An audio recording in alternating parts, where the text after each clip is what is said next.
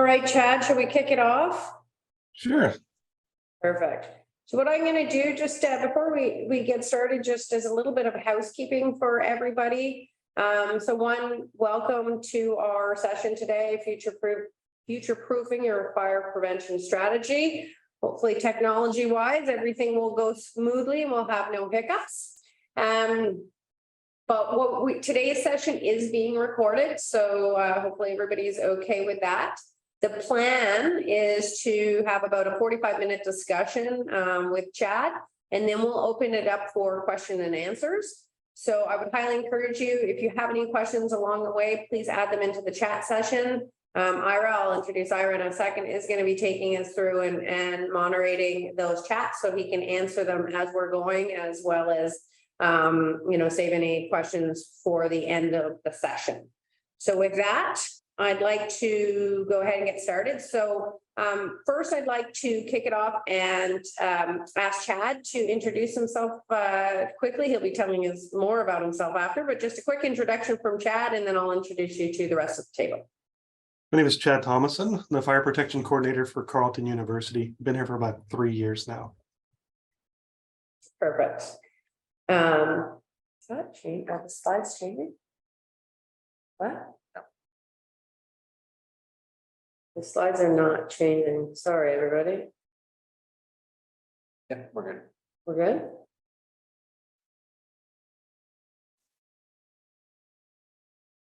Can everybody see the slides? Sorry. Yeah. Okay. So welcome, Chad. Thank you very much for taking the time today. My name is Rebecca Ormelite, and I'm the COO of Zendelity. And joining me today, look at this technology, we're going to use it, is Ira. Ira is our VP of Sales. Ira, if you want to introduce yourself. Hi, everyone. I'm Ira Lacroix, VP of Sales here at Zendelity. New to the team as of just a couple months ago, and really excited to sit down and listen through this conversation. Thanks for everyone to join. And as Rebecca said, please send questions into the chat. Between those and questions we received earlier, we'll hopefully get a good Q&A at the end. Perfect. Wonderful. Okay, so let's go ahead and get started. So what are we doing here today, and what's our objective? So our goal is to help those in facilities management really understand their risks as it relates to fire prevention, to understand ways in which we can optimize our resources while at the same time ensuring compliance with the fire code. I mean, we understand it's a very daunting task. There's lots of moving parts that need to be considered and coordinated. And our goal in life is to really help you and to make it easier for you. So as a way of a little agenda, today we're going to be, Chad's going to start off by telling us a little bit about his background. As you will see, he's really touched every facet of fire prevention and firefighting. And so he'll tell us a little bit about that. He's going to talk about some of the challenges that he's learned and experienced throughout his career that have really identified key areas for improvement that we want to focus on. And then he'll take us through how he and the team at Carleton have chosen to address those challenges head on and really look for ways to improve fire prevention on the campus to keep people safe and comfortable. So with that, let's jump right in. So Chad, let's start today's discussion by talking about, why you've dedicated your life to fire prevention and why you're so passionate about this area and what you're doing. Well, originally I'm from Texas, Dallas, Texas, to be exact. Go Cowboys. The calling I had for the fire department was to help people, save lives, protect property, protect the environment. Life and properties, are highest, definitely our highest hazard in the fire department. I started as a firefighter, EMT, promoted into or went to paramedic school. There in the city I worked for, we're all firefighter paramedics. So we were able to ride the ambulance or the fire truck, fought a lot of fires throughout my 13 years in the fire service. Ran way more medical calls than fire calls. But once I got in the fire department, I could see a fire. And I thought of preventing fires would be a good thing, right? So I started to go in that direction. Went to fire inspector school, took the classes for fire inspections and prevention. And, from there, it brought me to Canada. And the fire department here in Canada is a little bit different than it was in the States. It's very competitive. So I started off here in property management, doing fire safety for property management companies. And then Carleton University had an opening, so I jumped over here and haven't regretted it. Been here for 3 years. I really like it. Something just happened. Is that sharing? Sorry, of course, we run into our technical issues now. Okay, it's not sharing anymore. Sorry, just give me a second, everybody. So while I'm just fixing the technical issue, so Chad, I think it's fantastic. You've really had the opportunity to touch everything from fire fighting to fire inspections and now fire prevention. So, while I'm just, again, pardon me, everybody, fixing this technical issue, can you talk to us a little bit more about that journey from going from firefighter to fire inspection and fire prevention? Was there a catalyst that kind of helped you guide you from one to the other, and how did that go?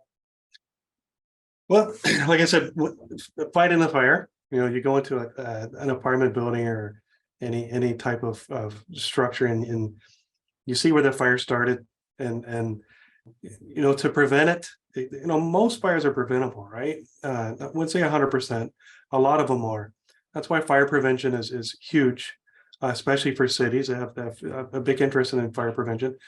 Building owners, huge investment in fire prevention. That's money to them. Same thing with the university, where we have 50 buildings here to prevent the fires in all the buildings. It's a pretty tasking job. So by going into it and seeing how the fire started, and knowing, if that person or that building owner would have known this one thing, and we could have prevented this fire. Maybe it's storage in an electrical closet, or not having the extinguisher in the right area, the extinguisher missing, or however it might be, batteries taken out of smoke detectors, that kind of stuff. To know that the fire could have been prevented, or could have saved a life. So that's why the passion that I have. I used to love fighting fire. There's nothing wrong with fighting fire. I loved it.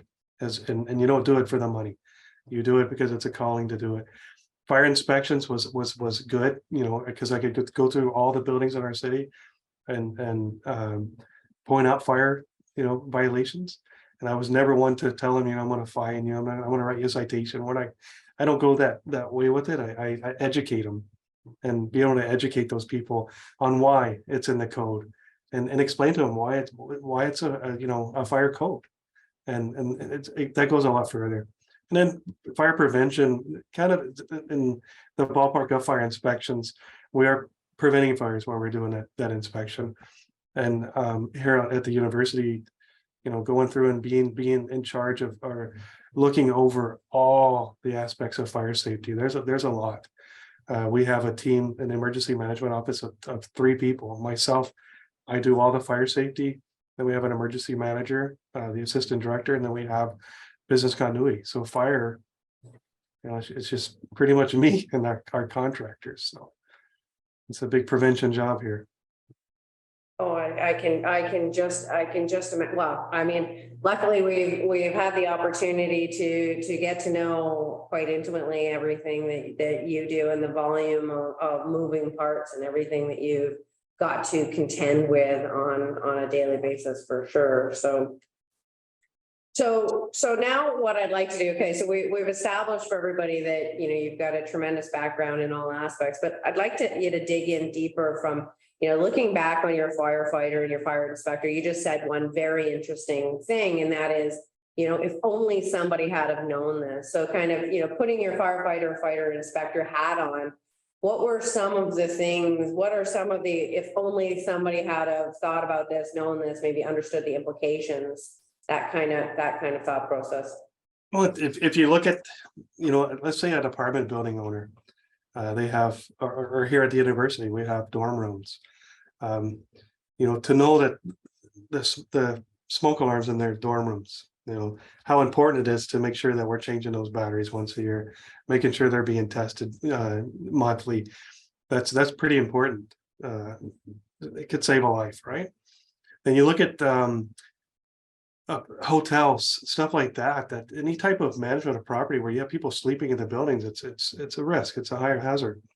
So when we go in and we're doing these inspections and looking for the violations or looking what we're looking for, it's a task, and to know everything that we're looking for, and then to maintain. As a fire inspector, I used to go into businesses and ask for their records of inspections, and the look on their face was kind of, oh, what do you want? 2 years of inspection records on imagine a campus this size. It's a lot. That's a lot of paper. So what I was trying to do was, when I came over here with the university, was, and we have 2,532 fire extinguishers, 33, we found one today. So are they being inspected? How are they being inspected? I was just looking for a way to kind of put it all in one basket kind of thing to help me and to organize, inventory control, organize it.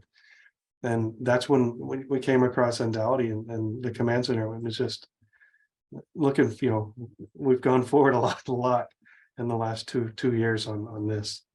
I know what we have on campus anyway. And I know that, I'm relieved to know that we have them and we know where they're at, and the inventory control is, it was a shock to know that we had that many fire extinguishers and how are they being maintained. So let's dig into that in more detail. So you've arrived at Carleton, or even even step back in that when you're doing your property management and you're looking at that. Let's talk about specifically some of the key areas that you saw, which were opportunities for improvement, that were maybe exposing you to more risk than was necessary. Well, for sure that the fire extinguishers, for example, they have the paper tags on the most of them. You don't have to have the paper tag. People don't realize that.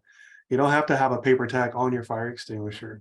NFPA 10, it's either a paper tag, a written record, a journal, or a electronic record keeping for those. So when you think of a fire extinguisher on the other side of campus, and it has to be touched or looked at every month, is it being done? Who's doing it? The only way you can really double check that is going and looking at every single tag on those fire extinguishers. And that's a lot of walking to do. And I really it just can't physically be done to double check somebody's work. So to have a way for me to know and give me the confidence that that person did look at that fire extinguisher and checked on it. And that's one thing with this program. I can tell anybody, go look at this fire extinguisher. Here's what you're going to look at. Make sure it's in the green and make sure the tag. And then they walk off. But what if they get to that fire extinguisher and they don't remember? If the tag's broken, then it needs to be serviced. Or if it's not on the other side of the green, then it needs to be serviced. If it's not hanging up. So that was another thing too. Is I wasn't being notified. Somebody'd call me up and say, "Hey, we got 4 empty fire extinguishers over here." And I go over there, and I was like, where'd they come from? Nobody knew where they had come from, but they knew that they were replaced with another one. So we had a bunch of spares, but there was just no control. There was no. It was honestly, it was baffling to know how to do it.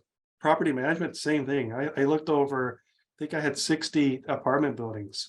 It's a lot of fire extinguishers, and each one, by the time I left a book, inspection book in each building in a specific place to where it had all the fire extinguishers listed. So that was what I could do there. If I knew about this way of tracking it, I would have known you for many more years. But the manual reporting part of it was, it is we use a contractor to do our monthlies here, and that person goes back to their boss and they give them the report, and I'm only notified, before this, I was notified if one was empty. I wasn't notified, or if one wasn't mounted, I think they would notify me, but I never actually physically had a paper in my hand. They filed them over there in their office. And then that goes back to the record keeping. I'd have to go to their office, open up the files and dig through months and months of the fire extinguishers. And then you have a paper form. I could take a form right now and I could go sign for 2020 that I did all these fire extinguishers and nobody would know. I would know. That was my thing, is I would know. So if I were to just quickly toggle back on that, so as the fire inspector, how often were you looking at those paper forms and maybe questioning the validity of them or accuracy? Well, that's the thing too, right? So you could tell if somebody's up to par on their fire prevention, their fire safety or program, you can tell when you walk in.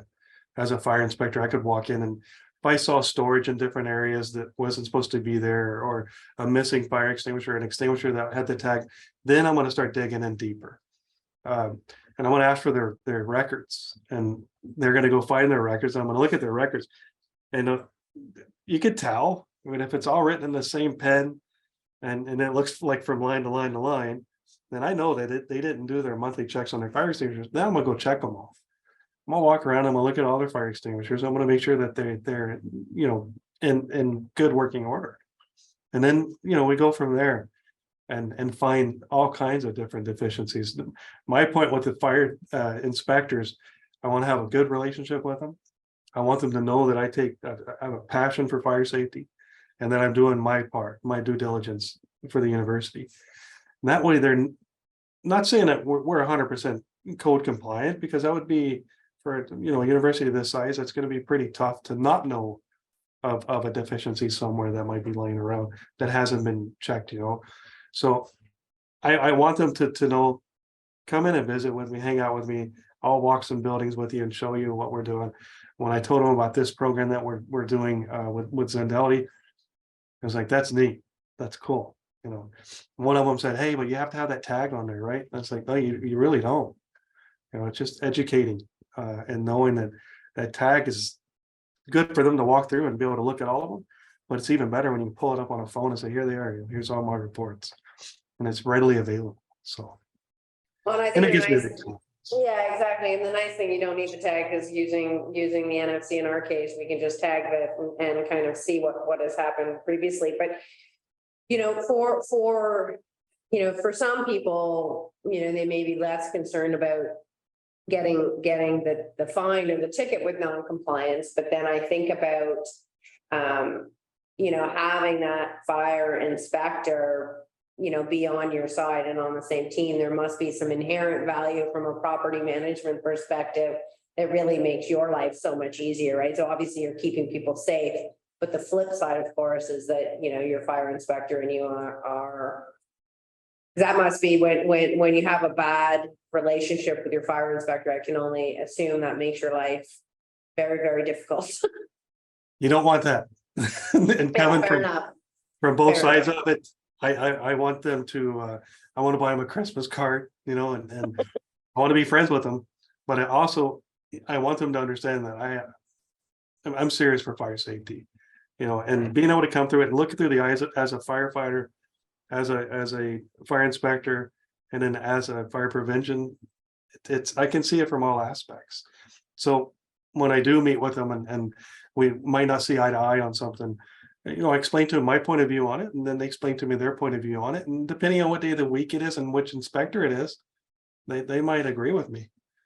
So it's always good to have that relationship. And if they see us taking time and looking at how we can advance it and improve our fire safety and maintaining records and stuff, then that's a bonus, right?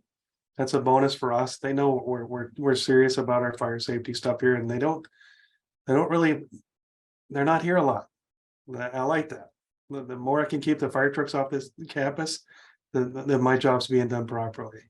Absolutely. And so let's talk about that, that last point around confidence.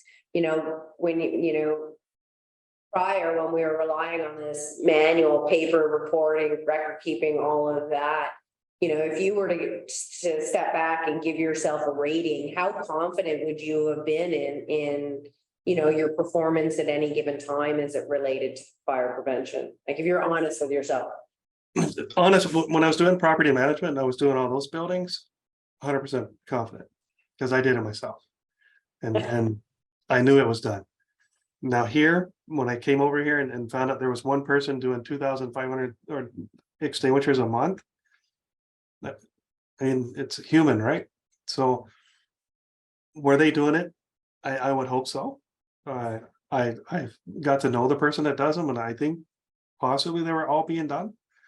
It's a lot of walking, and it's easy. If it's a paper tag, I'll sign it twice next month. That can happen. And I know on my record keeping, if we were to go back, they still have them. Well, 2 years, they're probably throwing away now, but each month I would write in a different color pen.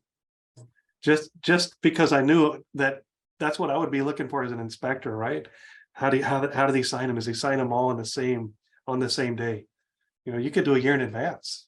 Nobody would ever know if they didn't come in and look at it.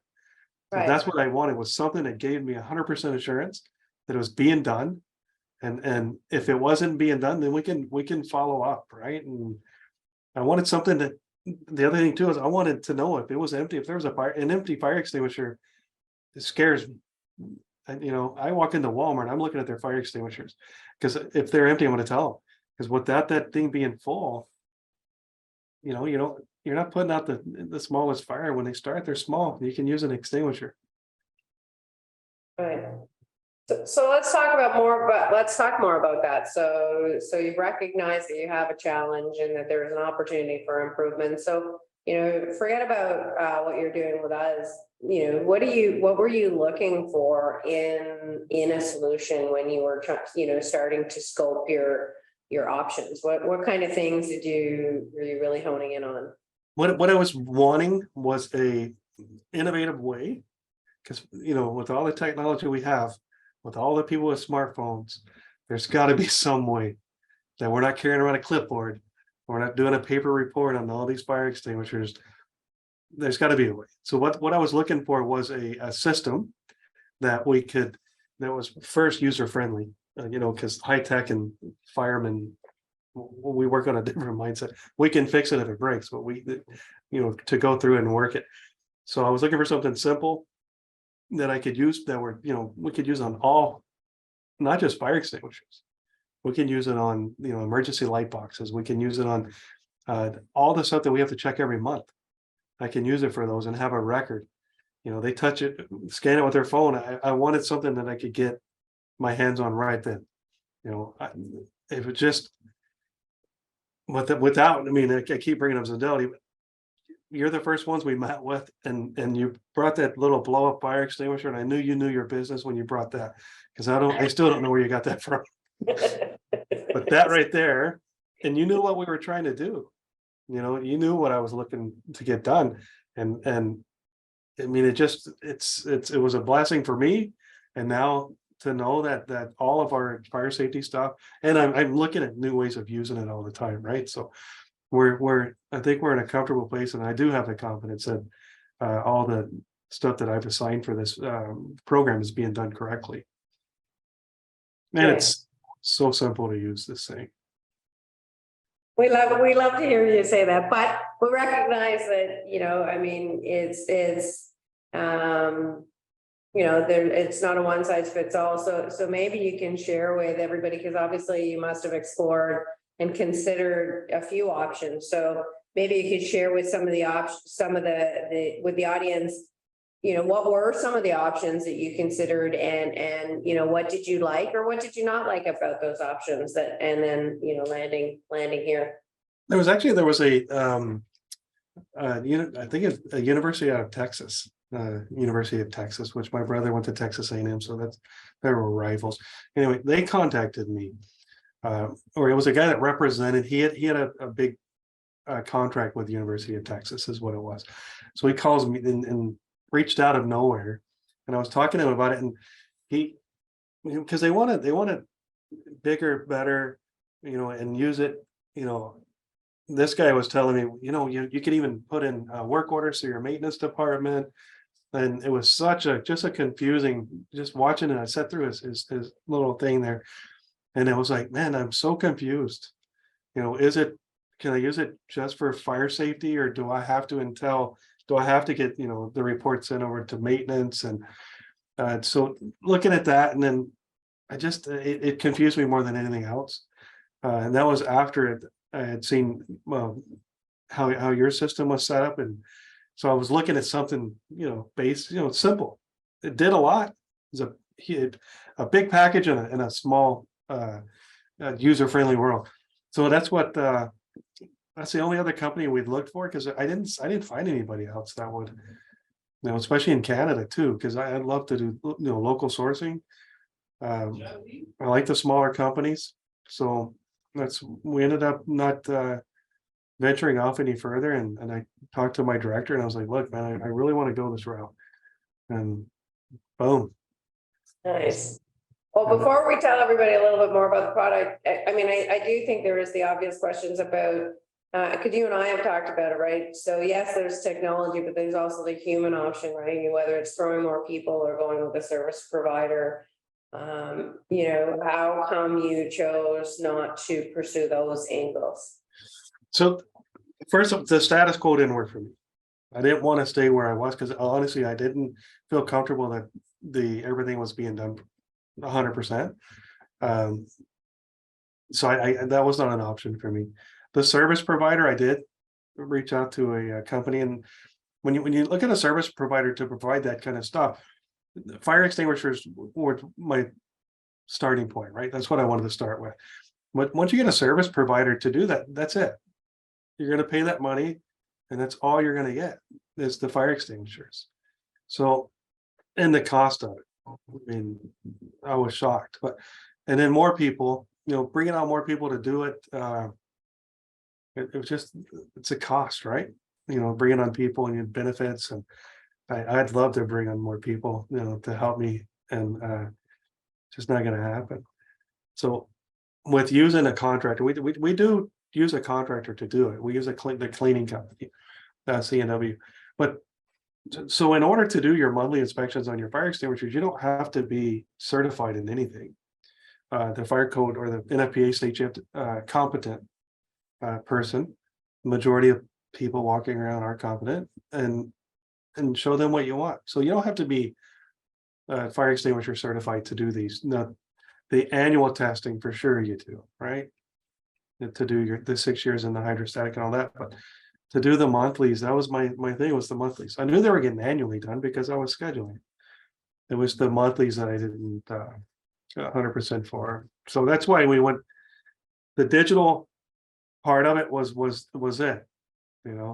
Let's save trees. Let's quit writing on these papers and trying to find the paper. Where did it go? Who wrote it? When did they write it? There's a lot of stuff that can be, and I used to call it pencil whipping, where you make stuff up. As a paramedic, when I was writing reports, they said, "Did you pencil whip that?" I was like, "No, I'm not going to do that to a report like that." But on a report like a fire extinguisher report, some people might not think it's that important, right? But that one fire inspector that comes in and sees it, he might think it's important. And then you're answering, all kinds of questions. Who did it? When did it get done? And just digitally, you don't have that. It's a timestamp, it's a person, their name, it's all there. So there's no questioning it. So perfect. So on that note, so why don't you share with everybody kind of more about what is Command Center, and how does it actually work, and then how specifically are you using it today and moving forward? So we started with this. First we had to find out what we had. We had to do an inventory. I went back and I looked at the annual reports on all the fire extinguishers, having the 50 buildings on campus, and then grouping those into buildings, assigning the I called them fobs. I think you call them dongles or something. How are we going to do it? We had options, and you had told us the options that we had, and we wanted. I wanted something that you would have to physically touch. You see other programs that use the barcodes, and I think that's an option with yours was the barcode. What I've seen in the past, and I've seen it firsthand, you could photocopy those barcodes, and then you could put them on one paper, and then you could sit in your office and do them from your office. So I wanted something that Not that I don't mistrust people, that's how, I want to make sure this thing's done correctly. I don't want an opportunity for somebody to be able to trick the system.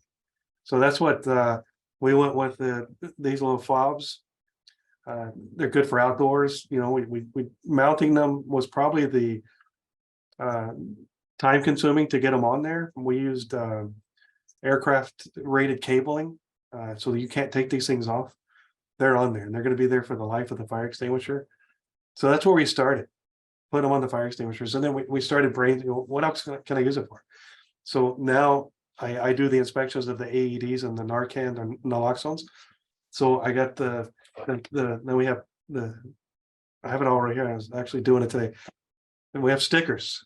So I can put these stickers on the Narcan cases on the wall. And then I created the program. I went in and created the actual program. Now monthly, the guy that's doing our AEDs and Narcan scans it with his phone, and I can put whatever questions I want to put on it. And he answers it. It's done. Yeah, so let's step back a little bit then, just for clarity, right? So Chad, you can clarify, but so what we've done is we've created a work plan for every building, so on Carleton's campus. And a work plan has a work item for every single fire extinguisher on the property. And for each fire extinguisher, Chad has identified 4 key questions that he needs to know about that fire extinguisher to feel confident that the actual inspection has been done and it's been completed, on time as a requirement. So in this case, Chad identified, is the hose attached? Is the pressure in the green? Is it properly mounted? And is the pin in? So now what happens is his resource who's going around and doing these inspections simply follows along the work plan, captures the data for each fire extinguisher. That data is then captured in a central repository in our system, in our database. And so that now when the fire inspector arrives on site, as an example, he can simply pull up a report that shows, per building exactly when the fire extinguishers were inspected and by whom. So it eliminates that requirement to go in and inspect them and check them. And he's got that real-time dashboard, so he can see whether or not that is, is it actually taking place as per the requirements. And I think the beautiful thing that alluding to regarding the AEDs is Chad was able to create a work plan for his AEDs. What did it take you, Chad? Like to do your AEDs to create a new one? Not long at all. I actually called you to make sure I could do it, and then you gave me the confidence. So I went in there, and it took 10 minutes to create the actual plan, and then it took longer to assign each tag for each AED. But I wanted to make sure that I was getting the right information too.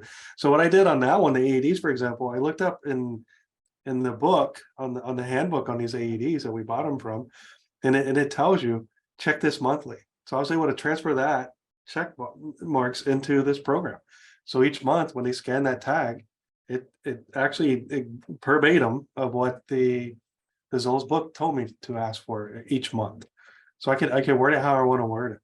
What's really cool too, you left out was, let's say that there's an extinguisher that's empty, and they scan it and they put empty on their check marks. I'm notified right away. There's certain questions on there that I will get notification immediately, and an empty fire extinguisher will be a good one. Or the AEDs, if the checkbox is not illuminated, that AED is no good. So those questions right there, and I set it up with AEDs to where it'll notify me if they're doing their inspections and they answer that question no or yes, however I have it set up, it'll notify me right away. This AED, I'll get notification before the person doing it can call me, and it tells me that it needs to be something's wrong or it needs to be corrected. Another really cool thing that we've done is the fire hose cabinets, the wrenches in the fire hose cabinets. Somebody at one point thought they weren't very important to have. Fire code thinks differently, and Ottawa Fire thinks very differently. You have to have those hose wrench cabinets or the wrenches in there, the spanner wrenches. So that was another checkbox that we put on the fire hose cabinets. Does it have a fire hose wrench? A spanner wrench? So that would, when I'm a whole other thing, I was removing or getting permission to remove fire hoses. So that was one of the questions was, do they all have spanner wrenches? And I was like, man, I'm gonna have to walk. We have 900 of those things. And I was able to pull a report on which ones didn't have spanner wrenches, because that's part of our questions each month. So it saved me walking the entire campus, or it saved me from getting somebody to walk the entire campus to do it. And we're talking, they could have taken 2 or 3 days to get those done. And I was able to do it in a few minutes. So that, that time that I was saved, I mean, imagine the dollar amount of my time walking and trying to figure this out. So it's really, I like it. I really do. I can't speak enough about it. That I, talked to the cleaning company, I've talked to the maintenance people, and explained to them what we have here. It's a very unique system, man. And if we need, there's anything that you're checking monthly and you're still paper writing and, and you could put one of these tags on it. I don't know. I find it it's easy, and it gives me the confidence that it was done. Thanks. And something that that we've really tried to pride ourselves on is two things. One is, no two buildings are created the same and have the exact same requirements. So we often will get the question, is there a template? And it's, well, sure, potentially, I guess we could make a template, but really the reality is you need to define your work plans based on what it is that you want to look at, based on your building and the amenities and the structure. Is it got a science lab versus a whatever. So we really tried, one, to keep it easy so that you can, in essence, I like to say, if staff need to physically put their hands on something in order to reduce risk, then we can build a work plan around that. And then, the flip side of that, we've tried to be very, very conscious of our users. Right. It's very important to us that we not create more work for your users that are doing these inspections. The idea is to make it easier. So on that note, it would be great. Let's talk through so we've talked a little bit on some of these, but maybe you can talk a little bit more about, what is the fundamental value and how is this helping the campus to, obviously not only in fire prevention, but just across the board. What are some of the key benefits that you're seeing that you take away every day? Well, my number one thing was the reassurance that it's being done properly. I just gave you an example of me I would have to walk the entire campus to count these spanner wrenches to make sure we had them all. So you figure a dollar rate on that's where you're saving. The cost of me doing that was pretty big. And relationships, my relationship with Ottawa Fire, like I said, is really good. And coming from a fire, being a city fire inspector, I was them. I know what they're looking for, and what they're looking for is somebody that takes this fire safety as a priority. So my relationship with them, having this, they thought it was really cool. They hadn't seen it before, but I'd like to say I had a good relationship before with them. It did improve my relationship with the contractor that does our monthly extinguishers, because I've got to know them throughout this process of getting the system and put in. I'm going to buy her a Christmas gift this year. I mean, that's how I improved my relationship with her. And I know that she knows how it's very important what she does. That's an important job. And if you have somebody that's just going out there and you're telling them, go check all these fire extinguishers, tell them why. To tell them why they're doing it, make them feel that it's an important job. It's very important. Budgeting.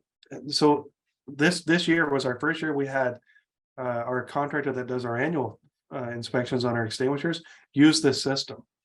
I never heard them complain about it. We got them set up, their phone set up on it. But in their questioning was what was the last test done and when was it done? So, hydrostatic testing, or the 6-year maintenance, for example. I know in 6 years I wanted to do more maintenance on that fire extinguisher. Now, by having the contractor, I don't have to do any extra work. The contractor is doing it, is putting that date in there when that thing was last 6-year tested or hydrostatic testing, I can forecast. That one's going to need to be done again in 6 more years. So I can forecast now, or the dates. They're going to put the date on there of what the last test was and what the date it was done. So now I can forecast for next year. How many am I going to have to do for 6-year testing?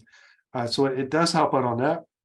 If I had more people working with me, man, I could probably really drill this thing down to knowing exactly how many extinguishers I need for the 6-year testing for next year and budget accordingly. Fast and easy. If I had a new person start doing fire extinguishers today, it would be a disaster before this program, because it was all in the memory of that person that had been doing it for 8 years, knowing where the fire extinguishers are, knowing, I mean, we have so many lab spaces that require them. So knowing that that's a lab space that requires one. So now with this, I can give somebody a phone. I could give a student employee a phone and tell them, go to this building. And everyone they do, it tells you exactly where they're at. We put it in there to where it's in this building, in this room, on this wall. I mean, we can detail this thing down to say it's a 4th ceiling tile over from the right. So they know we can get anybody to go do them. The answers or the questions that we ask them are right there in front of them on that work plan. And that work plan will not close until they're done, which is genius. So until they touch that last fob with that phone, the work plan is going to stay open, or they can skip it. Now, if they skip it, they have to put a reason why they skipped it. Couldn't find it, missing. Sometimes if there's one empty, I'm getting serviced, I'll put a loaner in its place. So they'll skip it. So that's just a all out. The way it's helped me is most of my biggest thing was the confidence that it's being done properly. That's my biggest thing, and to know that person didn't sign for 3 months. It's 1 month at a time. Yeah. Lets you sleep a little easier. It's been one of the things that we have seen in our journey. It's very easy talking about having somebody new come in to help you. Right? It's very easy to say, go and inspect the fire extinguisher, or go and inspect the boiler, as an example, or whatever it is that you're concerned with. It's another thing entirely to make sure that they're actually looking for the things that matter. So whether it's, is the pin in and is the pressure in the green, or is the boiler going to, at the proper temperature and it's not going to blow up. Now we can eliminate having to be the expert in fire extinguishers or the expert in the boiler. We can, but still get those quality control measures addressed and looked after, and provide access to that data. Well, that's it too. And if you think about this time of the year also, I mean, it doesn't have to be just for fire safety, right? It could be for safety in general, where I'm always looking for any kind of hazards, trip hazards, joint health and safety committee kind of stuff. If we put a sticker on one of these buildings and each time they salted the stairwell, they touch it with their phone and put salted or scraped or remove shovels or remove snow. That'd be pretty important if somebody fell on your property, to have that proof right there. It's timestamped of when they do it. And I just thought of that today. I mean, there's so many different things you could do with this. I could put it in my kids' room and make sure they clean the room, Yeah, we were joking about that. Yeah, for anybody who wants it for their parenting, teach their children how to clean the bathroom. We'll put a tag on each each element. Yes, you must clean the bathroom. No, absolutely. We're working with another client, and the snow maintenance for them is absolutely huge. To prevent slip and falls, and then of course having the data in the event somebody does slip and fall, having that data accessible so they can show that someone did actually go and maintain it and did add the salt or whatever's required, take photographs, so you have that proof to protect you without having to go back and search through it and find it. So exactly. Yeah. Perfect. So before we kind of open it up to questions for everybody, there's a couple things that I want to do. So one, just, if you could maybe touch on some of the other potential, you've mentioned it a little bit, but some of the other potential use cases you see that you think that this might be valuable. And then just so everybody knows, we're going to Chad has put together some kind of key takeaways that everybody, based on his experience, you can bring back to your office, to your facility, to start understanding and identifying opportunities for improvement. But before we jump into that, Chad, again, if you could touch a little bit more on, on some of the other areas. I know you and I have talked a lot about your environmental team, and kind of areas that you see some value there. That would be fabulous. Yeah, so my department is in the Office of Risk Management, which also holds the environmental health and safety team. I wash stations. I doing the inspections, or when I was locating all these extinguishers, I came across some, shady eye wash stations is what I call them, that probably had, maybe it was in a mechanical space that doesn't get seen often. I said, hey, I gotta wait for you to know that these are being inspected. I said, first thing is to know where they're at, because they have portable eye wash stations now too, right? So they think can be moved around. So to know where they're at, inventory control, fire safety is what I, want to use it for mostly, but I'm always looking at other things that we can use it for. The fire emergency lights, those have to be checked monthly, to be able to put one of these tags on there. The fire pumps, supposed to be visually looked at weekly. Simple looking at it, and then signing a paper, having something they can just tap it with their phone, and here's what I'm looking at. So the AEDs, I put them on the AEDs. That's another thing, that anything that you have to routinely check, it's good for. Or if you're looking for that solid data, like I just scraping the stairs of salting the stairs, to protect you from a lawsuit, or to help you in the event of a lawsuit as a property manager, coming from that world, there's some tenants out there, man, if they trip, they're gonna take you with you, they're gonna go to court with you. So I think what we ended up doing there was, which we would do it on the phone. We would actually text somebody, hey, I'm the maintenance crew's salting. That's our Okay, thing. so that's how you collected the data, and then you would have to in the past go and then sort through your text to find Yeah. the text sent. So one person would receive all the text, and they would be in charge of writing it all down. So I don't know what kind of proof that is, because I can text you from the grocery store and tell you, hey, I just salted that property. But so, having something physically there to do it, it's endless where you can put this, because you can put any questions you want on it. I can put this tag on my door and say, is Chad's door closed? And then they'd have to, his door's closed. It's endless. So what you can use this thing for. It's just creative on how you want to use it. I'm fire safety, so I'm going to use it on every piece of fire safety equipment I have. Yeah, and I think that so I think and then coming back to the savings, because obviously it's, yeah, you can do anything you want, but is the who cares there, or is the value to you in your operation? Is it ultimately going to save you time and money and make your job safer? Yeah, that's what I told him in my interview when I interviewed for this job. Fire safety is not going to make you money. There's no money to be made at fire safety. There's a ton of money to save with fire safety, though. Citation, Ottawa Fire, depending on what kind of day they're having, they can actually write you a citation for being not code compliant. A fire extinguisher being empty, and having a fire, and somebody can't put the fire out because the fire extinguisher is empty or nobody's checked it in the last month and a half. How much does that save you? That's where you're saving. You're saving in the confidence of knowing this stuff's being done properly, and it's gonna save us money in the event of a fire. It's gonna save us a life. You can't put a price on a life. If you want to put them on smoke detectors in property management, and twice a year when you're changing the battery on a thing, and there's your time step, and it was done.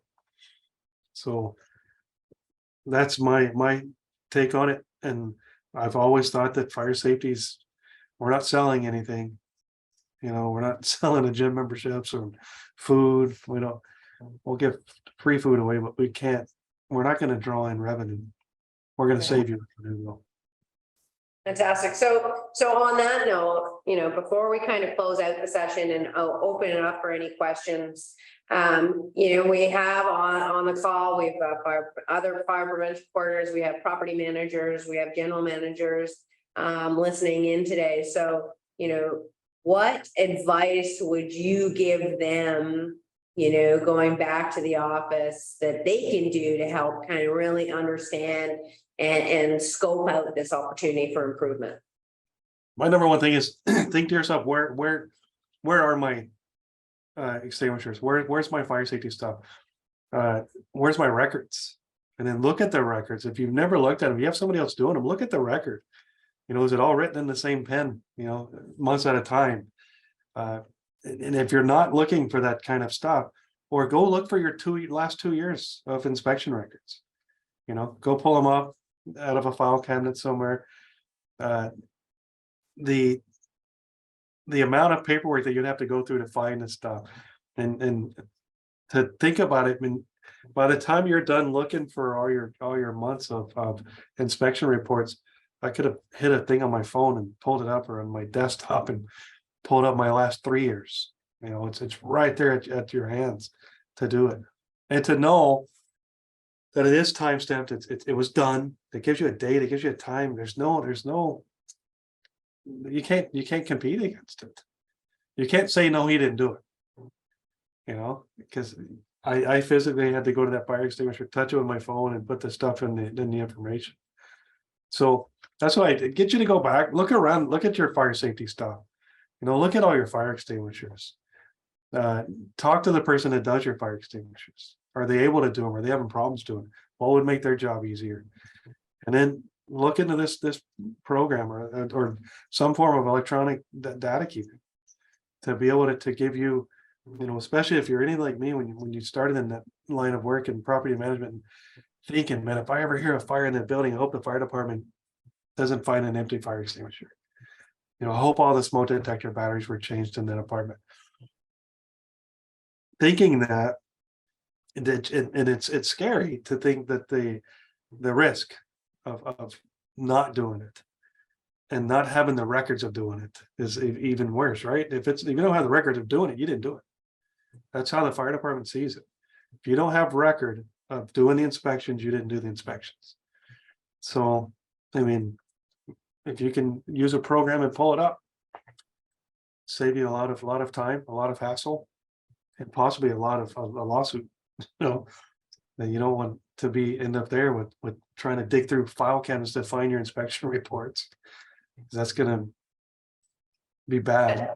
And on that, so you talk about total cost too, as part of understanding that kind of, so we've talked about really, you're recommending that we scope the jobs and do an audit. But talk to us a little bit more about understanding the costs associated with fire prevention and what you're actually spending today. So the total cost of it, if you look at other ways of doing it, and that's what, take that back, look and see if there's other ways. What are your options? If you want to stay status quo and you're okay with it, I mean, that's all you, right? I'm not going to tell you that it's going to make this is going to relieve all your pains and of doing this line of work, but I can guarantee you one thing, that when I drive home at night from this campus, I know that everything that I signed on to do is being done. I know that those extinguishers that were done, and I know of any empty fire extinguisher on campus that was found that day is corrected. I don't want it that to be on the back of my head of man, I wish I would have, I wish we'd have done this, or I wish we'd have done that, especially when it comes to fire safety and life hazards, and just you don't want that on you. And the cost of it, I mean, everybody has budgets, and especially right now, it's restricted, they're tight.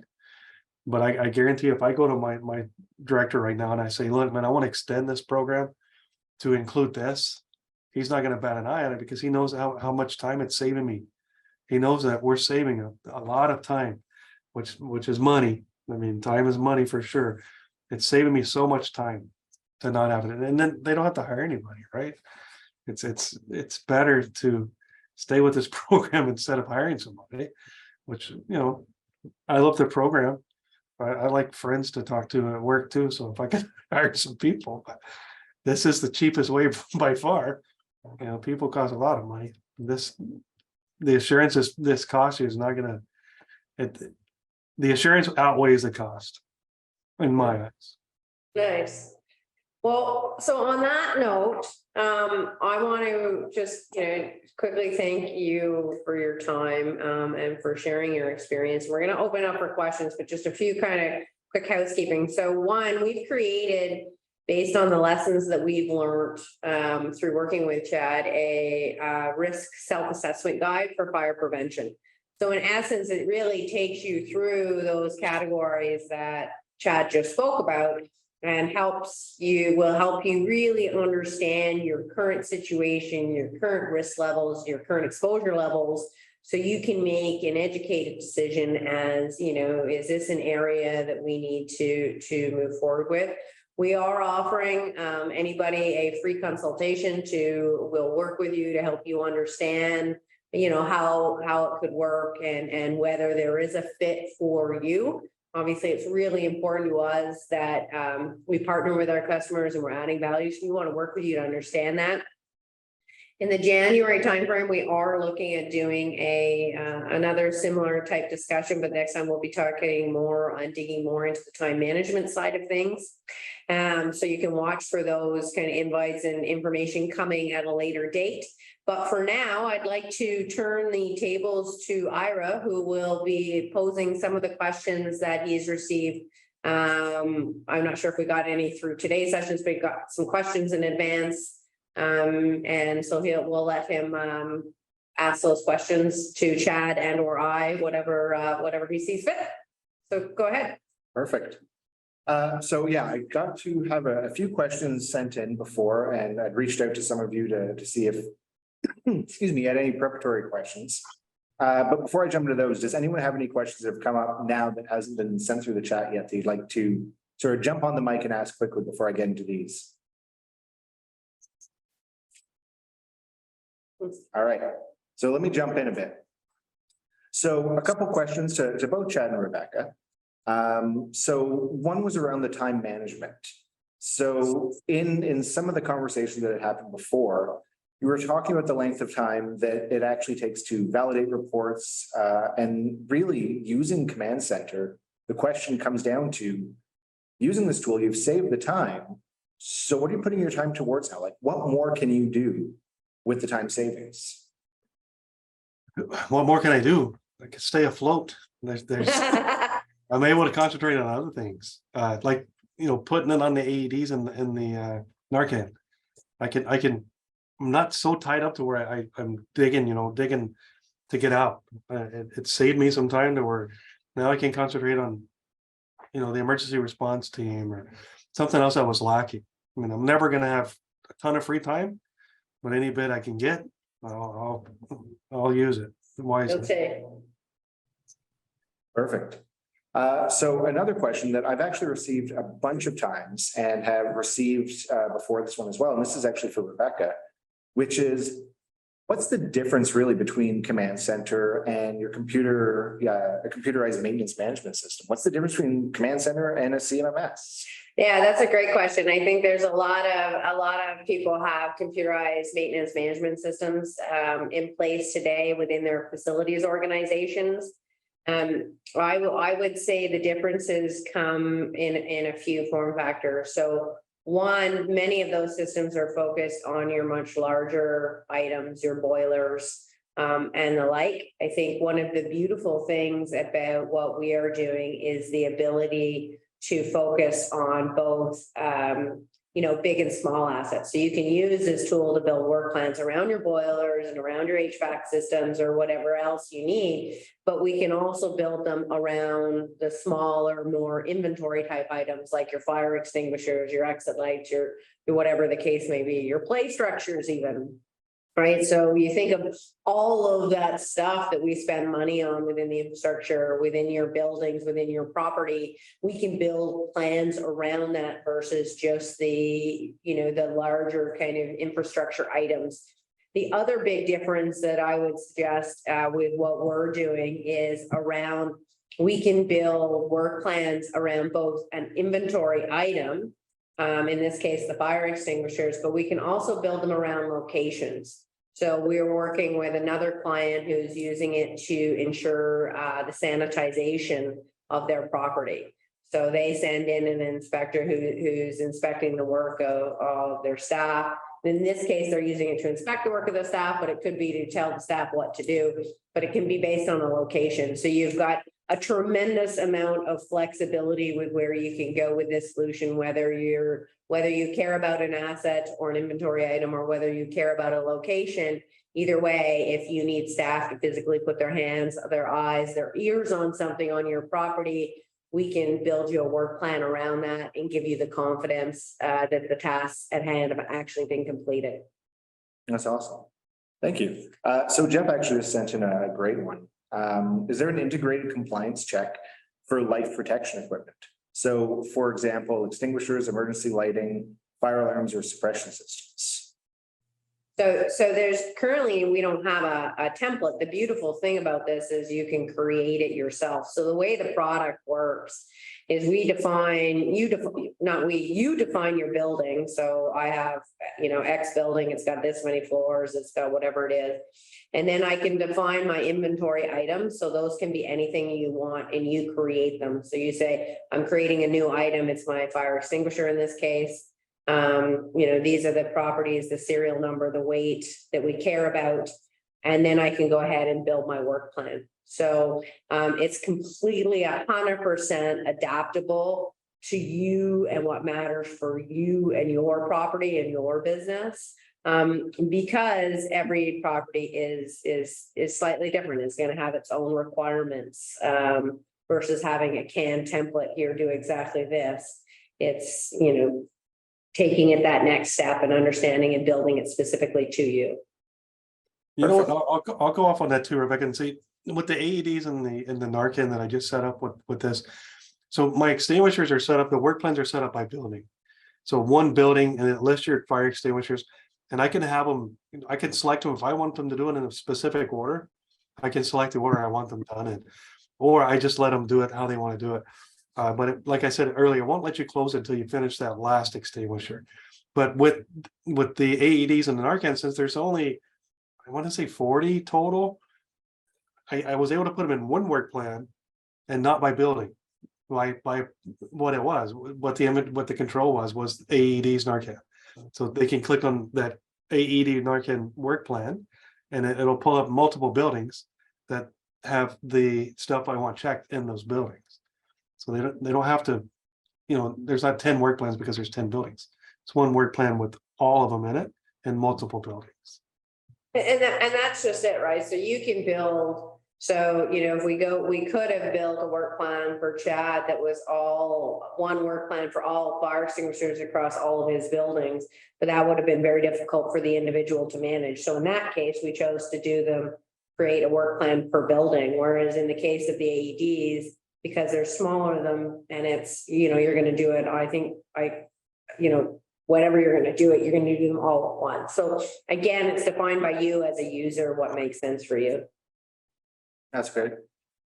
So another interesting one, just talking about backup inventory management for you, Chad. So we've talked about time savings, but for money savings, using those backup issues, right? As you noticed, if you've got one fire extinguisher that's run empty, you have another one from storage, but being able to better manage your entire inventory. Have you noticed a savings when it comes to ordering and replacing? Oh yeah, because if you think of it, if you have a contractor come pick up one fire extinguisher and they take it for service, they're going to charge you a truck fee, and and then they come back and say, oh, I got another empty one. So I'm able now with being able to register these as spares, and I have a inventory control on spares. I can save up. I have, I think, 2 right now that I'm waiting. I might get 5, and then maybe that's my magic number is 5. I'll call the contractor. They'll come pick up the 5, go service them, and then they can scan them and tell them where they go back, right? It's not like they're gonna put these 5 in different areas, because beforehand, that's what we were doing. There was no control of which extinguisher was where. So now they can scan it after they fill it up, and it'll tell them, this goes in this building, this location, exact location. So it's able to help me on my inventory, and more than anything else, it helps me control where the inventory is. That's awesome. So I mean, let's keep playing on costs then. So saving money on inventory, saving time, which is also saving money. So let's get to the question that everyone is always asking. And for you, Rebecca, when we're talking about implementing Command Center, what are we actually looking at for cost? So the cost is dependent upon, we actually, our cost is defined by the number of endpoints. So in this case, the number of tags or fire extinguishers that we're doing. But on average, we estimate that for an average building, it's about $500 a month. That would be all your users. So, because we don't price based on user, you can have as many users as you want. It's whatever items or locations you care about within your organization. So we would average, about $500 a month. But of course, that's going to go up or down depending on your complexity. So you could start much smaller if you wanted to start with a small project and move your way up as you go. So our goal is to really grow with our customers. Now, our model is a subscription model. So there's a price annually for the software. For one-time cost, there is the cost of the tags. That those tags come in a whole variety of different form factors and therefore prices. So depending on your environment that you're looking to manage and control, you pick a tag based on that environment. So Chad showed you 2 options today, those big stickers, as well as the dongle that he's hiring, each got on the fire extinguishers. And then currently today, we are dependent on an iPhone. You don't need the new top of the line phone, so you can get, a refurbished phone for $200 that people can use to log in and track to monitor their execution. That's great. Thank you. So, I mean, in the spirit of time, let's hit one more question. And just a reminder, any other questions that people have, send them in. We'll get them answered, and we'll get the recording out as well. So last question, one for Chad. So going back to the people aspect, and talking about contractors coming in, you said that it was pretty easy to get, especially the woman who was doing the fire extinguisher checks, to get them up and running quickly. Can you expand a little bit on what it was like to get the contractors and staff sort of up and running on Command Center? That's actually a really good question. So the company that we use for fire extinguishers for our annuals, and this isn't the monthly one. The monthly one was the relationship was already kind of formed when she grew with us as we did this. Now, when I went to the contractor and I said, "Hey, are you okay by doing this?" And they said, "Yeah, we'll help you out. We'll do it." So we put the program on there, and it's a younger inspector that they have. Very tech savvy apparently, because it's like never hit a miss. And when we gave it the program, she knocked him out of the park. I mean, she would say, "Hey, look, I'm missing, there's an extinguisher missing on the inventory control," which that's what is cool about this, because if there's an extinguisher on our campus with that one of these tags on it, I know that it got added or it got missed. Today I found one. It's been there forever. It hasn't been looked at since 2016. Now I know it's going to be there because I put one of these on there today. So the contractors, for them to be able to pick it up and use it, and then now they have that data that they collected for me, and we detail it. I mean, you're talking about an annual inspection on a fire extinguisher. You're looking at the manufacturing date, the hydrostatic testing date, the 6-year date. That's a lot of data that they have to sit there and she was able to just, it's a click of a finger that here's the date, text today, and the reports are detailed out. I don't have to wait for their reports. It's just, I will be going that way with most of all of my annual inspection reports. I won't hang one from every fire sprinkler head, but I'll put one on the fire pump, when they do their testing on the fire pump. And I'll get with the contractor and I'll ask them, what questions do you need to know every annual inspection? And then I will write up the program myself because it's so easy to do it. And I'll give them and make sure it works, make sure, it looks like it's what they want. And then we'll shoot with those next. And that's on the next year's inspections. but they're not, putting it down by no means. And at the end of the day, I'm their customer. I'm paying them money. And if they don't want to, to venture off into what I want to do, maybe the next contractor will. Or ask them what, is it difficult? I was so impressed this year with the fire extinguishers that there was no hiccups. Not one. And that's neat for somebody to come in and never see this product and be able to take it down like they did. That's amazing. Thank you. Oh, and thank you, Richard. Thanks for attending, and we'll get the recording out to you. So that's pretty much the end of the questions that we had sent in. If anyone has any last minute questions, feel free. And otherwise, I'll turn it back to Rebecca. I really want to say thank you to everybody for taking the time to join us today. Again, I will be sending out the recording as well as this risk self-assessment guide. So I would encourage you to take a look at it and hopefully you find some value in it and can really help understand your current situation. And again, identify those opportunities for improvement. We are offering that free consultation. So, please don't hesitate to reach out. We are here for you. And, our goal in life is to really help you create a safe and secure environment, something that you're confident about. And I'm positive that we can do that. So hopefully we get an opportunity to chat. I want to once again say thank you to Chad. On both a personal and professional level, I've learned so much from the opportunity working with Carleton University and specifically Chad. It has been a great experience. So, thank you for taking the time and thank you for sharing your story with everyone today. And with that, we'll end today's session and hopefully we'll hear from you soon. If you have any questions, don't hesitate to reach out and we'll follow up shortly. Thank you, everyone. Thank you. Y'all stay safe. Thank you.